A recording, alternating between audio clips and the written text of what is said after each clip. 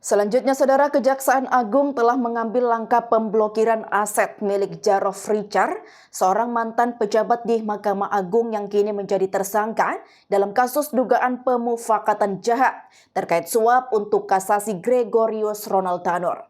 Direktur Penyidik Jaksa Agung Muda Tindak Pidana Khusus Abdul Khokhar mengungkapkan bahwa tindakan pemblokiran aset telah dilakukan dan mencakup baik uang tunai maupun barang.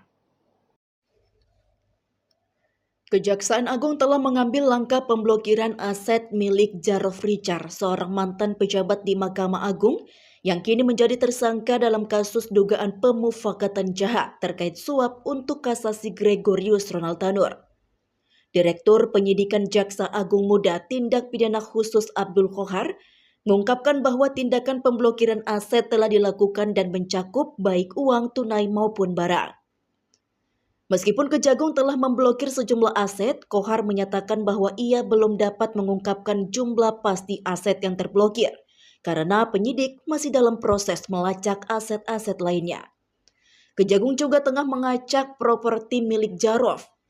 Jarov Richard yang sebelumnya menjabat sebagai Kepala Balitbang Diklat Kumdil di Mahkamah Agung ditetapkan sebagai tersangka setelah penyidik menemukan dugaan bahwa ia terlibat sebagai makelar dalam kasus putusan kasasi Ronald Tanur yang merupakan terdakwa dalam kasus pembunuhan Dini Sera Afrianti. Dalam dugaan pemufakatan jahat tersebut, Jarov bersama dengan pengacara Tanur LR diduga menjanjikan uang sebesar 5 miliar rupiah kepada 3 hakim agung yang berinisial S, A, dan S. Sebagai imbalan atas jasanya, Jarov dijanjikan upah sebesar 1 miliar rupiah. Meskipun menurut keterangan Khokhar, uang tersebut belum diserahkan oleh Jarov kepada hakim.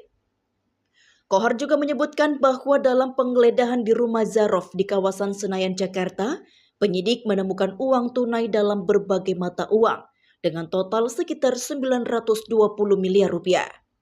Ia menegaskan bahwa sebagian besar uang tersebut diperoleh Jarov selama menjadi makelar kasus di Mahkamah Agung dari tahun 2012 hingga 2022. Bukan langkah-langkah terkait pemblokiran aset-aset yang bersangkutan. Tim kita lagi lacak di mana saja aset mereka, baik itu berupa barang maupun berupa uang. Ya, kita sudah lakukan itu. Jumlah yang diblokir berapa, Pak? Nah, ini jumlah blokir saya tidak hafal, kan banyak sekali ya. Oh, banyak? Ya banyak lah yang kita cari ya. Jadi, dan itu kan masih juga kalau asetnya masih dalam pencarian juga.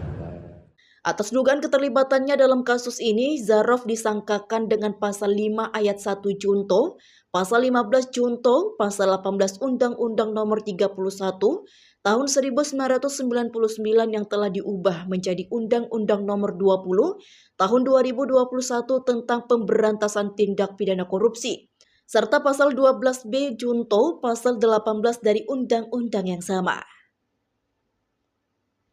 Dari Surabaya, Tim Liputan BITV melaporkan.